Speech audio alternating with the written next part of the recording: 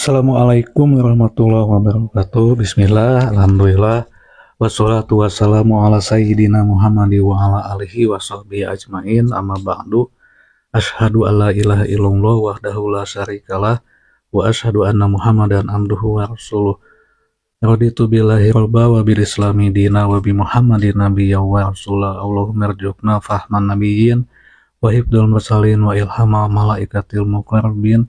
Allahumma nawwir qulubana binur hidayatika kama nawwartal ardo binur syamsika abadan abada birahmatika ya arhamar rahimin. Baik teman-teman, kita lanjut kembali mengkaji atau membahas kitab Tahafut al-Falasifah. Masalah pertama yang dikaji atau yang dibahas oleh Abu Hamid al-Ghazali tentang fi'ibtoli kaulihim bikidamil alam, pembatalan atau penolakan terhadap ucapan para filsuf yang menyebutkan bahwa alam ini kodim atau eternal atau sudah ada sejak dahulu ya. Nah, di sini Imam Al-Ghazali pada bagian awal ini mengatakan atau memaparkan dulu tafsilul mazhabi ya, atau memaparkan dulu sebuah teori yang dikemukakan oleh para filsuf. Kenapa para filsuf itu mengatakan bahwa alam ini kodim, sementara di dalam keyakinan Asy'ariyah ya, atau akidah Asy'ariyah, alam ini hudus ya, atau ada permulaannya. Atau kalau kata Plato itu ya, dikatakan di sini bahwa alam itu mukawwanun muhaddasun ya, atau mukawwanun muhdasun.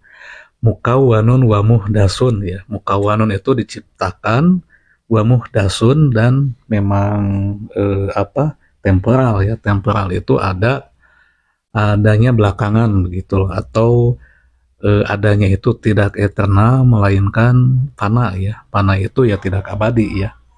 Nah, alasan filsuf kenapa mengatakan bahwa alam ini kodim atau alam ini kidam ya, kata para filsuf itu wa innahu lam yazal mawjudan ma'allahi ta'ala wa ma'lulan lahu wa musawwaqan lahu ghairu mutaakhirin anhu bizzamani. Artinya bahwa sebab dan akibat ini ya, sebab dan akibat, misalnya Allah itu kan penyebab utama ya munculnya alam ini, sedangkan alam ini akibat. Kata para filsuf itu bahwa hubungan antara sebab dan akibat itu tentu saja ada dalam waktu yang bersamaan. Ya, karena mungkin kan kenapa para filsuf memandang seperti itu, karena saat itu belum ditemukan teori fisika kuantum ya, yang menyebutkan bahwa meskipun 1 detik ya, ataupun sekian detik, sekian 0,00 sekian detik, tetap si jeda waktu itu memiliki pengaruh yang sangat signifikan terhadap apapun. Nah, begitu ya. Andai saja misalkan saya itu tidak menyentuh gelas sekian detik yang lalu, kemungkinan kan gelas itu tidak pecah ya, karena saya itu menyentuh gelas sekian detik yang lalu, si gelas jatuh ke lantai kemudian pecah. Nah, ini salah satu alasan Imam Al-Ghazali itu ya sudah memperkirakan bahwa waktu meskipun hitungannya itu dalam sekian detik atau sepersekian detik, tetap akan banyak atau memiliki pengaruh yang sangat signifikan terhadap akibat.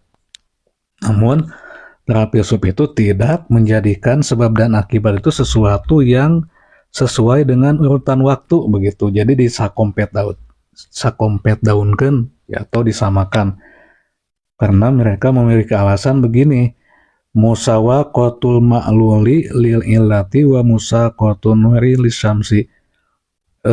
Kebersamaan sebab dan akibat itu seperti halnya adanya cahaya dengan matahari. Jadi para filsuf muslim abad pertengahan itu menyebutkan bahwa sebab dan akibat itu seperti adanya cahaya dengan matahari. Artinya tidak bisa dipisah-pisahkan. Betul ya, tidak bisa dipisah-pisahkan, namun menurut Imam Al-Ghazali antara sebab akibat ya antara adanya cahaya dengan matahari itu ada waktu sepersekian detik ya sebelum muncul cahaya. Saya ambil contoh beginilah. Nah, ketika kita menyalakan lampu ya, menyalakan lampu listrik atau bohlam lah ya. Ketika dinyalakan itu sebetulnya antara lampu ya yang menyala dengan cahaya itu tentu ada waktu sepersekian detik ya eh, sebelum si cahaya muncul ya. Makanya di dalam ilmu fisika kan saat ini diterapkan yang namanya kecepatan cahaya. Jadi yang namanya kecepatan tentu itu memiliki hubungan antara waktu dengan jarak yang ditempuh. Ketika ada jarak dan waktu, ini menandakan bahwa pasti ada awalnya, begitulah, ada awalannya. Tapi oleh para filsuf hal ini memang tidak dikaji ya. Berbeda dengan Imam Al-Ghazali yang mengkaji hal ini. Meskipun nanti ada bantahan lain lah yang dikemukakan oleh Ibn Rus tentang dalam buku Tahafut at-Tahafut.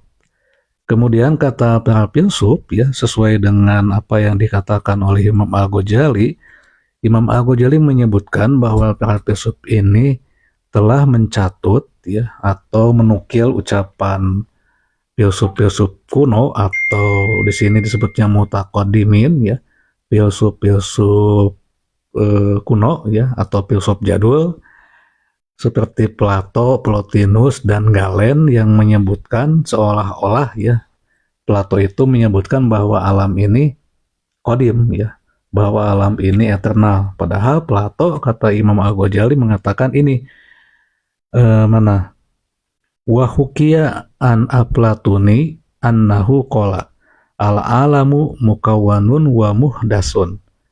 Jadi dihikayatkan atau dikisahkan bahwa Plato ya atau Platonis ya Plotinus saya bisa menerjemahkan ini Plotinus juga ya karena Plotinus lah yang menggagas tentang tentang kosmologi ya dan astronomi. Ini tuh banyak yang nge-WA ya, saya lihat dulu. Saya matikan dulu supaya tidak berisik.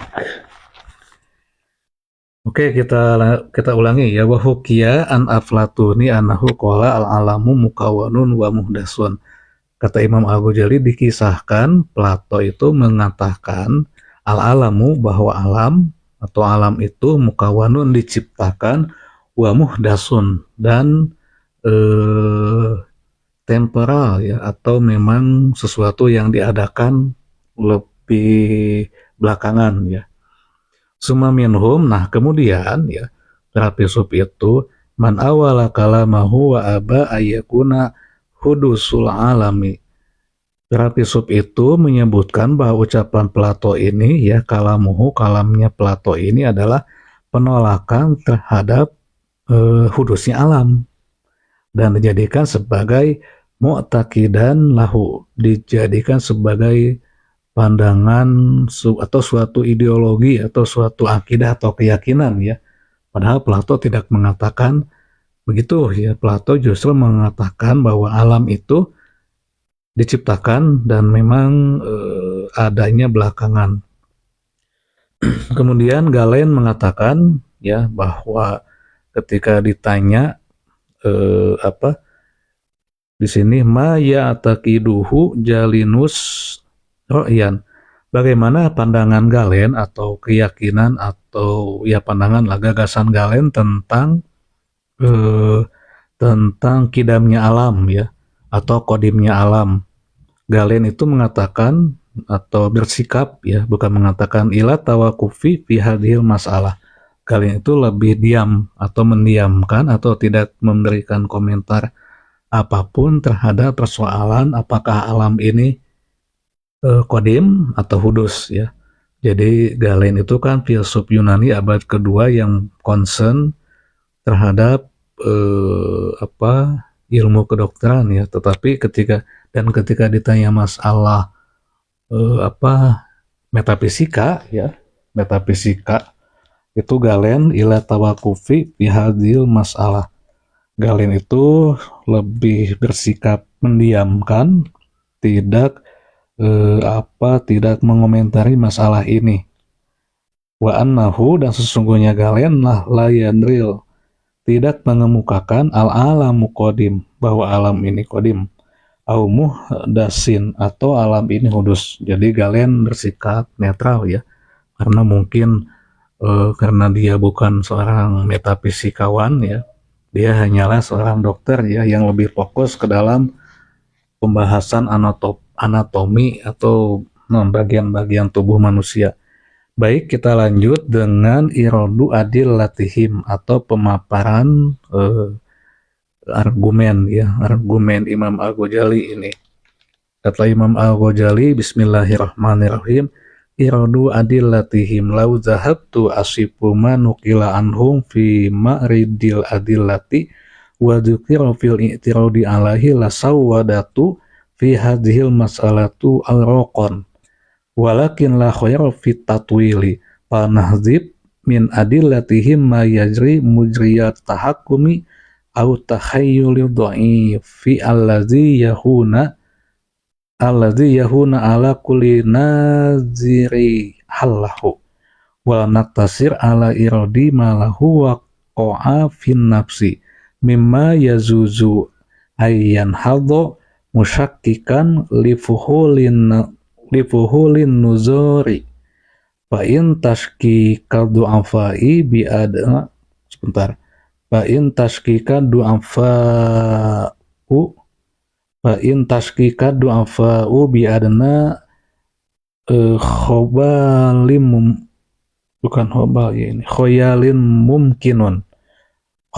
mumkinin, kita ulangi ya, iradu andil latihim, pemaparan argumentasi para filsuf yang disebutkan di sini oleh Imam Al-Ghazali. Lau zahabtu asifu ma nukila anhum, kata Imam Al-Ghazali, andai saja saya ini membahas atau menyajikan ya, asifu itu menyajikan manukila yang dikutip atau yang dinukil anhum dari para filsuf bima ridil adilati, tentang kontradiktifnya atau pembahasan argumen-argumen para filsuf itu, wazukiro, dan menyebutkan pil i'tiradi alaihi, di dalam kekontradiktifan pandangan filsuf itu, atau kalau di sini mungkin argumen yang saling bertolak belakang ya, yang dikemukakan oleh para filsuf. Lasawwadatu fi hadhil mas'alatu al-raqan, tentu saja kata Imam Al-Ghazali ini akan menjadi masalah yang berkepanjangan ya. Lasawwadatu fi hadhil mas'alatu al-raqan, akan menjadi masalah yang berkepanjangan atau wacana yang begini ya. Kalau disajikan ya ke dalam tulisan atau ke dalam buku, ini masalah teh moal aya seep-seepna ya. Lasawwadatu, kalau di asawadatu itu ya ditulis atau disajikan fi hadhil mas'alati, mengenai masalah ini, orang tentu akan berbelit-belit lah ya. Jadi mual aya seepna, tidak akan ada habisnya. Walakin, nah makanya kata Imam Al-Ghazali, walakin, karena tidak ingin bertele-tele, walakin, tetapi ya, kata walakin ini kan dulu tahun 60, 50, 60-an digunakan di dalam tata bahasa Indonesia ya, untuk mengganti, atau bukan mengganti ya, yang sepadan dengan makna tetapi. Saat ini pun saya biasa menggunakan kata walakin ya di dalam tulisan ya, untuk mengenalkan bahasa atau kata-kata jadul ya, padahal ini sebetulnya diserap dari bahasa Arab kan. Walakin, dan tetapi, la khaira, tidak baik ya, fit tatwili, di dalam memperpanjang pembahasan yang kata Imam Al-Ghazali terlalu berbelit-belit, banyak kontradiktifnya. Jadi bagi kita ini wanti-wanti, kita itu memang jangan terlalu mempermasalahkan hal-hal yang berbelit-belit ya, berbelit-belit. Nah, panahdzib, maka kita mesti membuang ya, atau maka kami akan membuang ya, min adilatihim, beberapa bagian argumentasi para filsuf, mayajri, yang mengalir ya, atau yang di apa ya namanya, yang dikeluarkan lah ya, mujriyat tahakumi, yang tidak memiliki landasan hukum. Jadi Imam Al-Ghazali itu akan membuang pandangan-pandangan para filsuf yang tidak memiliki landasan hukum. Nah, hukum di sini tentu ada 4 kan, kalau kita mesti membahas ya. Namun di sini Imam Al-Ghazali tentu akan membahas dua hukum ya, dua hukum atau dua spektrum hukum, yaitu hukum alam atau hukum fisika, atau kata Imam Al-Ghazali mah handasiyatun wa hisabiyatun ya, handasiyatun hisabiyatun, artinya hukum yang geometris dan matematis ya, yang geometris dan argumentatif. Jadi memperdebatkan hal-hal yang memang banyak kontradiktifnya atau bertolak belakang itu, kata Imam Al-Ghazali, la sawadatu fi hadhil mas'alati awraqon, pembahasan yang berbelit-belit ketika kita sajikan baik dalam bentuk buku atau dalam bentuk eksposisi pemaparan ya, itu akan memakan waktu yang cukup lama ya, atau tidak akan ada habisnya. Walakin la khairu fi tatwili, makanya atau tetapi ya, membahas hal yang berkepanjangan yang tidak ada ujungnya itu memang tidak baik, kata Imam Al-Ghazali. Fanahdzib, maka kami akan membuang, min adilatihim, di dalam argumen-argumen yang atau bagian argumen yang dikemukakan oleh para filsuf ini, mayajri, yang dikeluarkan atau yang mengalir atau yang keluar, mujriyat tahakumi, tanpa landasan hukum, au tahayyuli, atau berdasarkan imajinasi ya. Tahayyul itu kan imajinasi ya. Nah, kata tahayyul itu juga digunakan atau diserap oleh bahasa kita ya, ada kan tahayyul atau khurafat ya. Tahayyul itu kan imajinatif atau fantasi ya. Kemudian ad-dha'ifi, yang lemah ya, yang lemah ya. Karena kenapa? Pandangan-pandangan yang tidak berdasarkan hukum dan tahayyul lidha'ifi, yang menjelaskan imajinasi yang lemah ya, mesti kita panahdzib, mesti kita buang ya. Panahdzib itu mesti dibuang. Karena begini, kata Imam Al-Ghazali, allazi yahunu ala kulli nadiron hallahu. Karena ketika kita lebih banyak memperdebatkan hal-hal yang kontradiktif, kemudian masalah yang tidak ada habis-habisnya, itu teh, kata Imam Al-Ghazali, allazi yahunu ala kulli nadirin hallahu, itu akan menghalangi setiap pengamat dalam membahas hal yang pokok, begitu ya. Jadi akan lebih menghambat para pengamat atau peneliti lah ya, para peneliti di dalam membahas hal yang lebih pokok. Jadi kalau kita lebih memfokuskan pembahasan pada hal-hal yang memang nanti ngulik bak ya, itu teh akan menghambat pandangan pengamat ya, atau pemikiran pengamat di dalam membahas yang halahu. Halahu itu bisa disebutkan hal yang lebih utama, yang lebih pokok. Sama halnya lah mungkin dalam kehidupan, meskipun ini sederhana, kita pernah ditanya nog heula hayam heula cenanya, itu kan ngulik bak. Nah, pandangan-pandangan yang kontradiktif inilah yang oleh Imam Al-Ghazali hendak di dalam pemaparan dalil-dalil atau argumentasi yang dikemukakan oleh para filsuf itu, kata Imam Al-Ghazali, panahdzib mesti dibuang ya. min adillatihim, bagian-bagian argumentasi yang dikemukakan oleh para filsuf, mayanri mujriyat tahakumi, yang dikeluarkan atau yang keluar tanpa landasan hukum, au tahayyuli do'ifi, atau berdasarkan imajinasi yang lemah, allazi yahunu ala kulli nadzirin halahu, yang akan menghalangi para pengamat atau peneliti di dalam membahas hal-hal yang pokok. Kita lanjut ya, sebelum saya bahas lebih detail ya. Karena ini akan ada hubungannya dengan sikap asketis ya. Ternyata asketis itu kan salah satu tindakan yang dilakukan di dalam dunia tasawuf kalau di Islam ya, untuk menyucikan. Kalau dalam sufisme kan identik dengan tiga tingkatan ya, tiga tingkatan manusia kan, ada yang taholi ya, tahali, dan tajali. Kita bahas nanti setelah menerjemahkan alinea kedua masalah ke satu ini ya. Wal naktasir, maka kita akan membatasi atau akan meminimalisasi ya, atau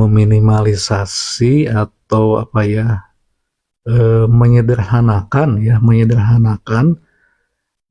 atau naonnya lamun di matematika ya, mengeliminasi lah. Ulangi ya, falnak tasir, maka kami akan mengeliminasi ala irodi malahu, dalam memaparkan hal-hal ini, waqa'a fin nafsi, yang waqa'a itu yang memotong ya, atau yang bertolak belakang ya, atau waqa'a itu mengganggu ya, mengganggu jiwa. Sekali lagi, jadi fal naktasir, maka kami akan membatasi atau akan menyederhanakan pembahasan ini ala irodi, terhadap atau ala iroti, dalam memaparkan malahu, hal-hal ini, waqa'a yang mengganggu fin nafsi, jiwa, yang mengganggu jiwa ya. Karena mimma yazuju ayyan hadzo musyakikan lipukhulin nadir, karena kata Imam Al-Ghazali bahwa hal-hal yang sifatnya kontradiktif ini kalau dibahas berulang-ulang ya, itu teh akan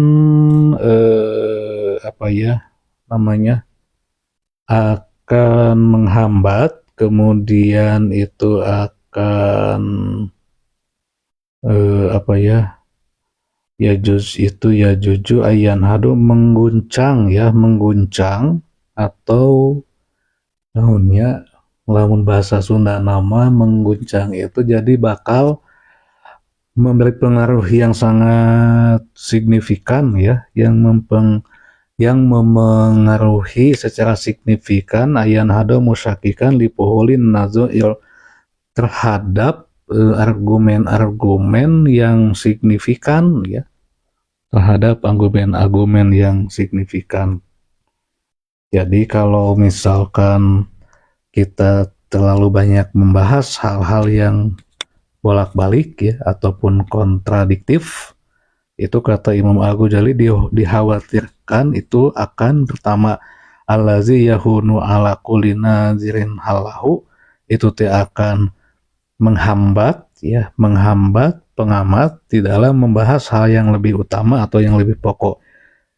Pembatasan perlu dilakukan, wala naktasir ala irodi malahu wa qa'afi nafsi, untuk menyelamatkan manusia ya, jiwa manusia, mimma yazuzu ayan hadzo musyakikan lipuhulin nazoir, karena hal-hal yang sifatnya kontradiktif ketika dibahas itu justru akan menggoncang ya, juzu ayan hadzo, menggoncang hal-hal yang memang sangat signifikan lah ya, secara signifikan maksudnya, atau menggoncang keyakinan para pengamat, sehingga muncul musyakikan ataupun semacam sakwa sangka atau syak ya. Syak itu artinya keraguan, kan akan muncul keraguan. Makanya di sini Imam Al-Ghazali itu menggunakan kata syak, ya. Fa inna tashkika du'afai bi adna khoyali mumkinin. Goncangan ya ketika masalah-masalah perdebatan yang sikapnya argumentatif dan ada di dunia yang melangit, ya, ketika dipaparkan di halayak umum, itu kata Imam Al-Ghazali fa inna tashkika du'afai, karena ketika masyarakat itu tergoncang, ya, terkoyak, keyakinan yang keyakinannya itu akan melemahkan biadna khoyali mumkinin.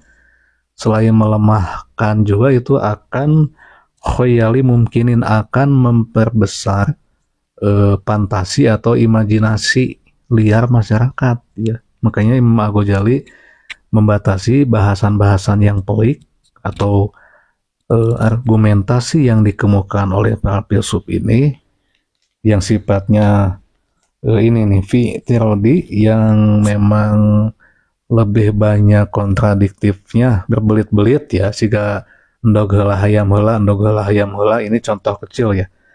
Nah, di sini kan yang dibahas oleh para filsuf ini tentang kodimnya alam, pembahasan yang berbelit-belit dan didasarkan, kata Imam Al-Ghazali, bukan oleh mujriyat tahakumi, ya, bukan oleh sini kan ma yajri, itu ma itu nafi, ya, menafikan, ya. Jadi bukan sesuatu, ya. Ma min adilat nahdib min adilatihim, maka kita akan membuang min adilatihim, argumentasi atau bagian-bagian argumentasi para filsuf ini, ma yajri mujriyat tahakumi, yang tidak dikeluarkan berdasarkan hukum-hukum, ya, au takhayuli do'ifi, atau berdasarkan imajinasi yang lemah, alazi yahunu ala kulli nadirin halahu, yang mungkin akan menghambat para peneliti di dalam meneliti hal-hal yang lebih pokok, ya. Wa naktasir, dan kita akan membatasi atau mengeliminasi ala irodi, dalam membahas malahu hal-hal ini, waqa'a fi nafsi, yang bisa merusak jiwa, mimma yazuju ayyan hadza musyakkikan lifukhulin nazairi, karena hal-hal yang merusak jiwa ketika dibahas secara berulang-ulang itu yazuju akan menggoncangkan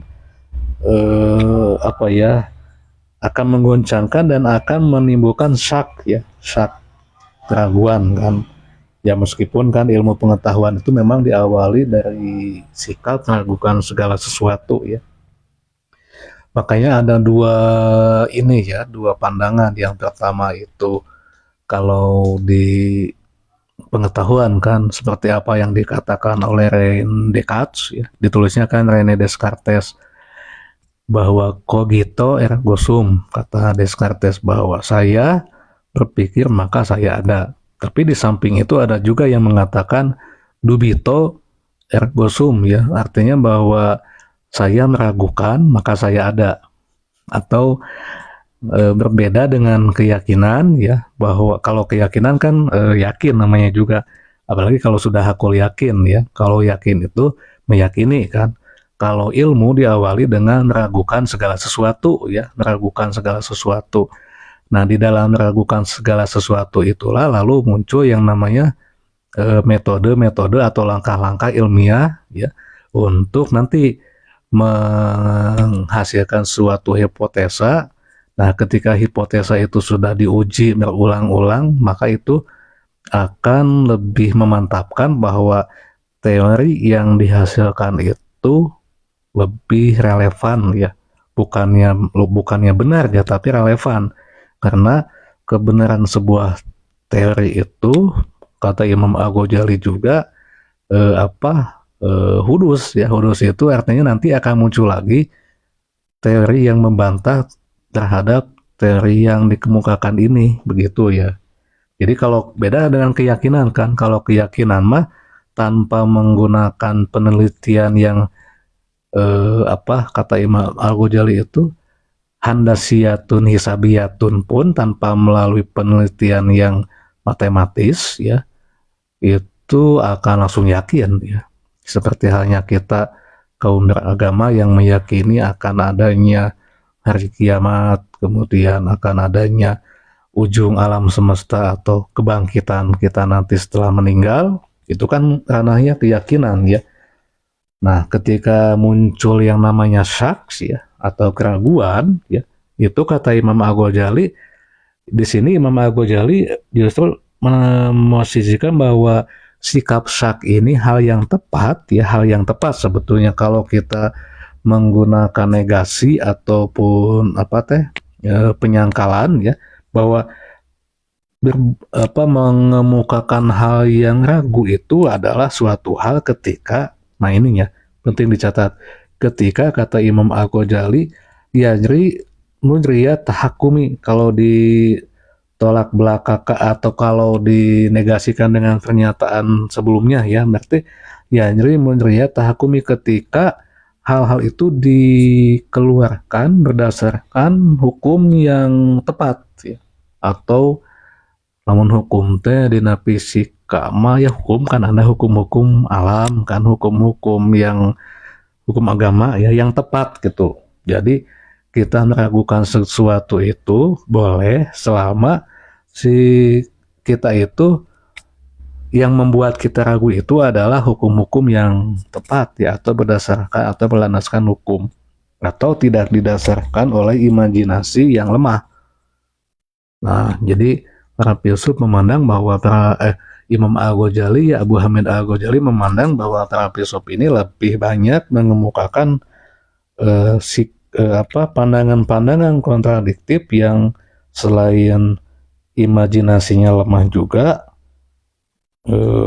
adalah ini mayadriya bujriya tahakumi, tidak mengeluarkan hal atau pandangan yang didasarkan atas hukum ya.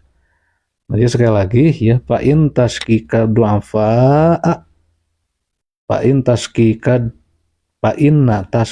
du'afa'u bi'adna khoyali mumkinin, itu teh akan ketika hal-hal yang masih diragukan atau syak yang belum pasti dikemukakan ke halayak umum, itu akan membuat kelemahan ya, akan melemahkan pandangan-pandangan umum, dan kemungkinan dan kemungkinan itu akan lebih menghasilkan banyaknya fantasi ataupun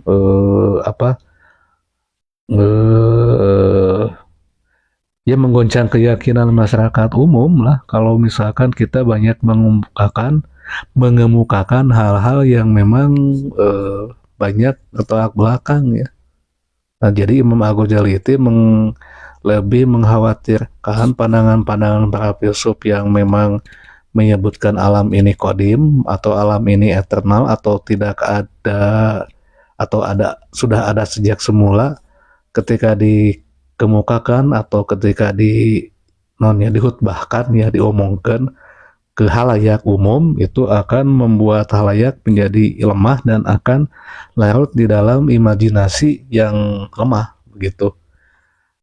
Nah, jadi memang sekali lagi bahwa perdebatan ini ataupun sanggahan ataupun penyangkalan Imam Al-Ghazali terhadap bi'ibtali qaulihim biqidamil alam, pembatalan atau penolakan Imam Al-Ghazali terhadap penolakan pandangan filsuf yang mengatakan alam ini qadim ya.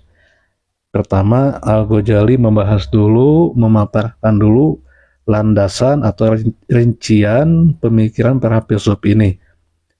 Di masalah ini kan para filsuf, kata Imam Al-Ghazali sekali lagi, pertama memandang bahwa sebab dan akibat ini sebagai sesuatu yang ada secara bersamaan, padahal kata Imam Al-Ghazali meskipun misalkan wa musawaqatun begini, musawaqat tal makluli lil illati wa musaqatan nuri lisyamsi, meskipun bahwa hubungan sebab dan akibat seperti halnya hubungan cahaya dengan matahari ya, yang ada dalam bersamaan. Kalau kita hitung secara fisika saja ya, tentu ada sebab dan akibat ya. Sebab itu lebih awal bagaimanapun dengan akibat tidak mungkin dalam waktu yang bersamaan munculnya.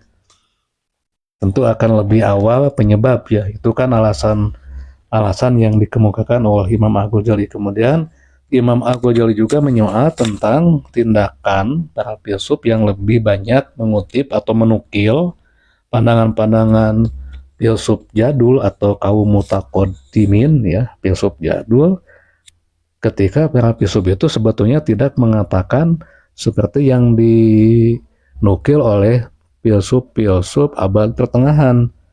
Misalnya dikisahkan wahukia an Aflatuni, dikisahkan dari Plato ya, annahu qala, sesungguhnya Plato itu telah mengatakan al-alamu mukawwanun, bahwa alam ini diciptakan, wa muhdasun, dan adanya belakangan atau temporal ya. Kemudian summa minhum, kemudian para filsuf, man awwala kalamahu wa aba ayyakuna hudusul alami mu'taqidan lahu. Kemudian sebagian para filsuf ada yang mengatakan bahwa ucapan Plato ini adalah suatu penolakan terhadap eksistensi hudusnya alam. Nah, padahal kan Plato tidak begitu kan. Plato itu mengatakan bahwa alam itu mukawwanun, bisa saja diciptakan, wa muhdasun, atau memang temporal. Kemudian para filsuf Muslim abad pertengahan juga mengambil atau mengutip pandangan Galen, seolah-olah Galen mengatakan bahwa alam ini kodim ya, atau alam ini sudah ada sejak dulu tanpa tidak belakangan ya. Artinya adanya alam dengan penyebab ini itu datang secara bersamaan begitu kalau alam kodim ini ya. Tapi tetap saja para filsuf juga ya, saya katakan sekali lagi, Imam Al-Ghazali itu tidak menyesatkan si filsufnya ya, tetapi menyebut bahwa pikirannya itu tahafut ya. Tahafut itu tidak rancu, bukan sesat ya, rancu. Makanya para filsuf abad pertengahan juga, filsuf Muslim abad pertengahan, tetap ya bahwa alam ini meskipun kodim, mereka menyebutkan bahwa alam ini tetap diciptakan, begitulah. Ada penciptanya, yaitu Allah Subhanahu wa Ta'ala. Kemudian Galen ya, filsuf Yunani abad kedua, dikutip oleh para filsuf itu seolah-olah mengatakan bahwa ini ya, ketika Galen ditanya maya takiduhu jalinusa ro'yan, bagaimana pandangan Galen ya terhadap kodimnya alam ya. Nah, Galen ini saya sebutkan berulang-ulang, ila tawakufi fi hadhil masalah. Tawakuf itu mendiamkan ya, atau tidak memberikan pandangan apapun minha fi hadhil masalah, di dalam masalah ini. Wa annahu la yanril alamu qadimun sebentar. Wa annahu la yanril alamu qadimun au muhdasun. Jadi sesungguhnya Galen tidak mengemukakan pandangan bahwa alam ini kodim atau alam ini hudus ya, atau temporal ya. Kenapa? Karena Galen bukan seorang filsuf yang concern pada metafisika ya, atau pada hal-hal yang sifatnya gaib ya, atau kalau kata Imam Al-Ghazali yang ilahiyatun ya, tetapi lebih ke kedokteran di bidang anatomi ya kalau Galen itu. Nah, jadi begitu ya teman-teman, di dalam menguraikan atau mengeksposisikan pandangan-pandangan filsuf ini, kata Imam Al-Ghazali mesti dibatasi, jangan terlalu banyak mengurai atau membahas hal-hal yang ngulik-bek ya. Kalau bahasa Sunda mah, jangan membahas hal-hal ngulik-bek, atau kalau dalam pandangan Imam Al-Ghazali itu fi ma'ridil adilati ya, ulah ngabahas hal-hal anu ngulik-bek, karena la sawadatu fi hadhil mas'alati awraqon. Kalau hal-hal yang ngulik-bek ini disajikan baik dalam bentuk tulisan ataupun dalam bentuk ucapan verbal ya, itu teh akan memakan waktu yang bertele-tele lah ya, malai ujungna. Nah, dan kata Imam Al-Ghazali walakin la khairu fi tatwili, membahas ini yang membahas hal-hal yang ngulik-bek memang tidak baik ya. Panahdib, maka mesti dibuang min adilatihim, bagian-bagian argumentasi para filsuf itu, mayajri yang tidak berdasarkan mujriyat tahakumi hukum atau landasan hukum au takhayyuli dhaifi atau dilandasi oleh imajinasi yang lemah. Kenapa? Alazi yahunu ala kulli nadirin halahu, itu akan menghambat pandangan atau para pengamat di dalam membahas hal yang pokok ya, atau membahas hal yang kalau di sini kan ibtoli bikidamil alam ya, di dalam membatalkan atau menolak kidamnya alam. Para filsuf memang hebat ya, karena mereka itu sudah ini di sini juga berisik ya, kita pelanin. Kenapa ya para filsuf abad pertengahan itu telah melahirkan suatu dialektika keilmuan? Karena memang ya mereka betul-betul mengamalkan sikap asketis ya. Asketis itu kalau di dalam dunia sufi ini lebih memilih hal-hal yang sifatnya tidak materialis ya. Asketis lebih fokus ke ilmu ya. Kemudian di Sunda mah ilmu, cenanya lebih fokus ke ilmu ya. Kemudian lebih fokus pada hal-hal yang memang akan berdampak ke masa depan ya. Makanya kitab-kitab atau buku-buku yang ditulis baik oleh filsuf muslim ataupun filsuf di dunia barat itu kan sampai saat ini seolah sangat bertahan kan, sangat bertahan, bahkan selalu dijadikan rujukan ya oleh siapapun kan. Karena apa? Salah satunya mereka itu mengamalkan atau mengedepankan sikap asketis. Asketis itu ya membuang hal-hal yang memang lebih condong kepada syahwat ya, atau materialis ya.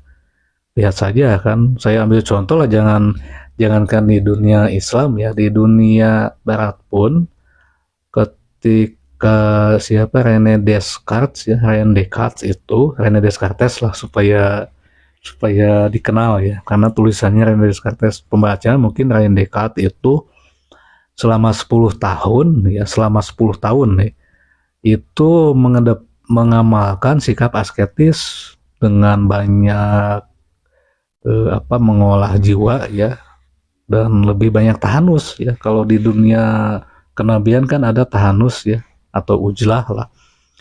Nah, René Descartes itu sebelum mengeluarkan buku monumentalnya ya, itu banyak lebih mengedepankan atau mengamalkan pola hidup asketis, atau lebih banyak ilmu dan diam ya, kemudian menjauhi kerumunan ya. Karena kalau kita memasuki kerumunan itu, kita akan menjadi tidak terlihat kan. Dia lebih banyak melakukan dialog batin. Makanya René Descartes menjadi salah seorang filsuf barat ya, filsuf barat atau Eropa yang mengedepan atau bukan mengedepankan, yang mencetuskan ya suatu gagasan rasionalisme ya.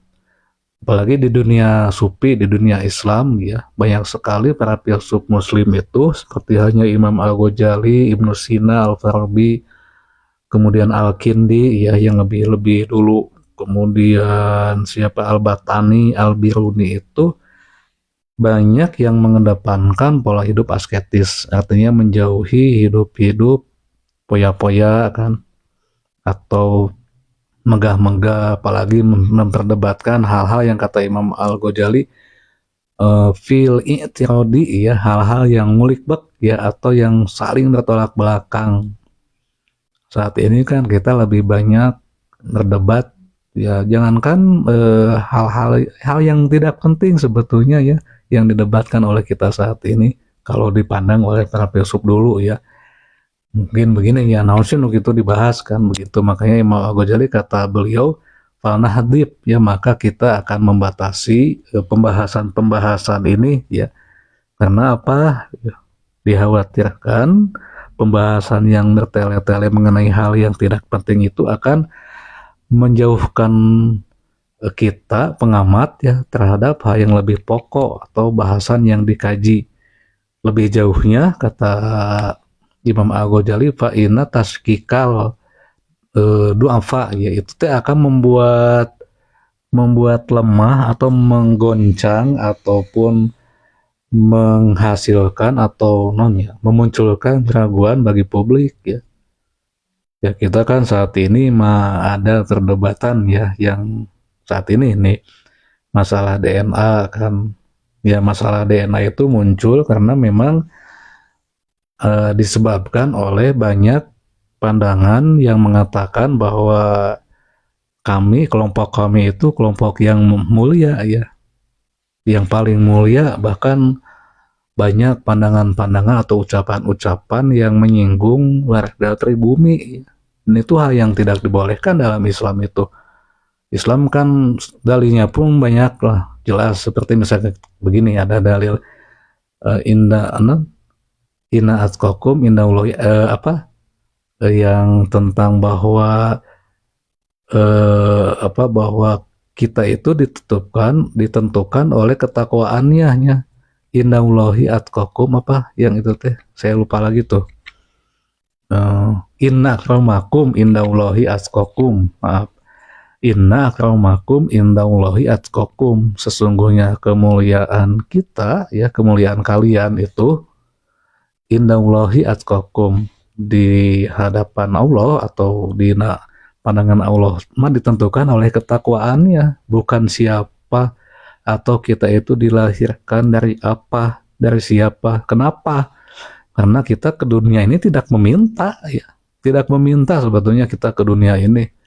Ujug-ujug kita jadi budakna Bapak Anu, misalkan kan kita tidak meminta ya. Ke dunia pun kita tidak meminta, kemudian kita tidak meminta bahwa kita ini dilahirkan dari rahimnya seorang istri konglomerat ataupun orang miskin, tidak meminta kita itu. Makanya Al-Quran sudah jelas mewanti-wanti inna akramakum indallahi atqakum, kemuliaan kita itu ditentukan oleh ketakwaan kita kepadanya. Nah, ketakwaan ini dapat diraih dengan berbagai macam metode ya, salah satunya menerapkan pola hidup asketis. Kalau kata Imam Al-Ghazali dan seperti yang dilakukan oleh para filsuf terdahulu, asketis itu ya menjauhi hal-hal yang istilahnya terpenting ya. Terpenting itu yang tidak kekal ya. Hal-hal yang tidak kekal itu, apalagi kalau dalam pandangan para filsuf Stoa ya, hal-hal yang tidak kekal itu ya buat apa kita pertahankan mati-matian kan begitu. Atau kalau dalam pandangan Imam Al-Ghazali itu teh yang tidak didasarkan oleh mayajri munriyat tahakumi ya, yang tidak didasarkan oleh landasan hukum atau tahayulid doifi ya, atau didasarkan oleh imajinasi yang lemah ya. Kan kita mengimajinasikan ya, ketika kita misalnya tanpa memiliki uang atau tanpa memiliki nasab sebagai menak ya, kita teh lemah, padahal itu imajinasi ya, itu teh hanya imajinasi saja, fantasi ya, karena posisi kita di alam dunia mah sama ya, sama sebagai pemain ya, lamun dina main bola mah kita mah pemain, karena pemain satu bermainlah sesuai dengan aturan ya, yang kedua bermainlah dengan cantik kan, kemudian jangan licik ya, dan jangan menghakimi pemain lain ya. Kan yang menghakimi atau yang memberikan kartu kuning mah wasit ya, bukan pemain ya. Kita mah pemain nih dunia ini teh. Pemain teh artinya bahwa kita ini sedang menjalani aturan-aturan yang sudah diskenariokan oleh Allah Subhanahu wa taala. Jadi kita tidak usah karena saya mah misalkan keturunan menak ini lebih hebat, ya begitulah ya. Makanya Islam mewanti-wanti juga, kan ada juga hadisnya yang dikemukakan oleh Rasulullah, innallaha la yanzuru ila suwarikum wala ila asamikum wala ila amwalikum ya, atau innallaha la yanzuru ila suwarikum wa asabikum wa amwalikum walakiyanzuru ila qulubikum wa amalikum. Allah itu tidak akan melihat wajah kamu sehingga kumaha. Wajah itu artinya termasuk dengan genetikanya loh ya. Jadi tubuh ini ya, genetika ini lain pamun unggulnya. Tapi termasuk dengan genetikanya, genetika tidak akan dilihat ya, kemudian asabikum terjadi pegawaiannya, kekayaan ataupun tagognya, kemudian amwalikum itu kekayaan kalian, yang dilihat itu hanya dua kan, ila kulubikum wa amalikum, hati dan amal. Artinya hati dan amal ini akhlak yang akan dilihat itu. Hati itu keyakinan ya, keyakinan kita kepada yang maha kuasa, kemudian wa amalikum akhlak. Hanya dua yang dinilai itu, bukan genetika kita, bukan nasab kita, bukan siapa leluhur kita ya. Ya kalau kita mau jujur ya, kita itu kan saya katakan sama di dunia ini posisinya sebagai pemain, sebagai pemeran ya, sebagai pemain atau sebagai artis lah ya, yang memainkan satu skenario yang dibuat oleh Allah Subhanahu wa taala. Jadi tidak ada faedahnya, kata Imam Al-Ghazali, kita memperdebatkan hal yang fil i'tiradi, yang ngulik bek gitu-gitu kenehnya. Nah, begitu ya. Ya, kita kembalikan saja lah artinya kepada dalil-dalil yang sudah qat'i, yang sudah jelas. Pertama, inna akramakum indallahi atqakum. Jadi manusia tidak ada yang lebih tinggi atas manusia yang lainnya, kecuali tadi kata Allah ketakwaannya.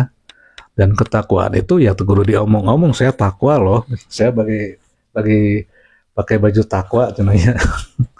Gak usah diomong-omong, karena yang menilai itu kan, yang menghakimi itu, yang menilai ya Allah kan.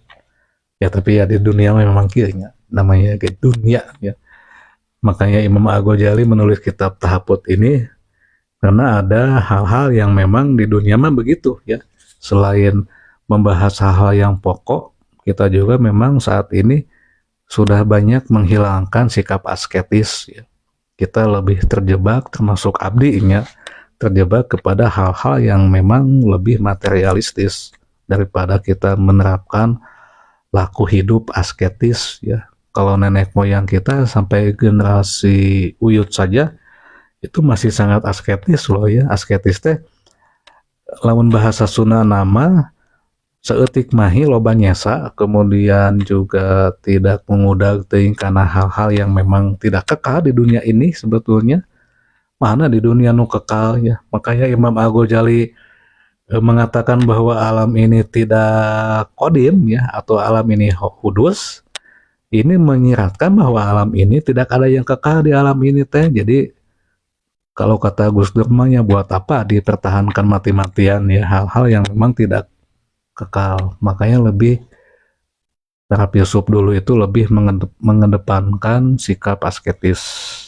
Asketis itu kalau di dunia Kristen kan lihat saja kehidupan dulu ya, yang abad-abad dulu itu kaum gereja kan lebih sederhana lah gitu.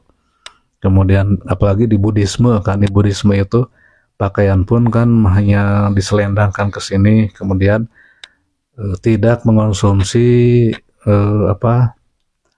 atau membunuh semut pun itu tidak boleh kan. Banyak lah ya, kalau kita semua manusia menerapkan pola hidup asketis ini ya, kemungkinan dunia akan lebih aman, lebih damai, mau loba pacekcokan ya, mau paseaan, komo merebutkan masalah nasabnya. Ya, saya juga kadang-kadang kagetnya kunaon ya jelema anu bangga dengan nasab, misalnya saya ini turunan Raden Anu misalkan, kan nggak usah ya. Karena yang diinginkan oleh leluhur itu bukan siapa leluhur kita, tetapi kamu teh bisa tidak ya mengamalkan apa yang sudah kami lakukan kan begitu. Makanya di dunia Sunda itu ya, di masyarakat Sunda ada pupuh kinanti ya. Pupuh kinanti anu budak leutik bisa ngapung kan. Neangan anu amis-amis ya, neangan anu amis-amis itu artinya neangan anak-anak cucunya yang memang menerapkan laku lampah yang baik atau laku hidup yang baik, bukan hanya bangga dengan hal-hal yang semu ya, apalagi hanya mengaku-aku saja. Kalau yang sudah mengaku-aku, namanya mengaku kan ego kan, mengaku itu meninggikan ego ya. mengaku itu meninggikan ego. Ya kita nggak usah begitulah. Mending damai hidup manda cek abdi mah gitu, cek abdi nya. Jadi demikian teman-teman pembahasan siang ini ya.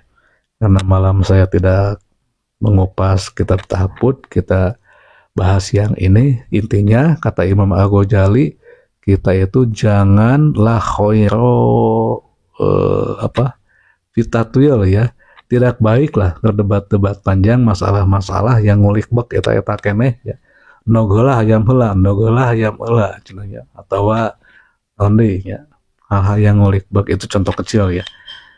Nah demikian, mudah-mudahan apa yang saya sampaikan ada manfaatnya, dan mohon maaf jika pembacaan kitab ini masih ada kesalahan, kemudian di dalam penerjemahannya pun ada kesalahan.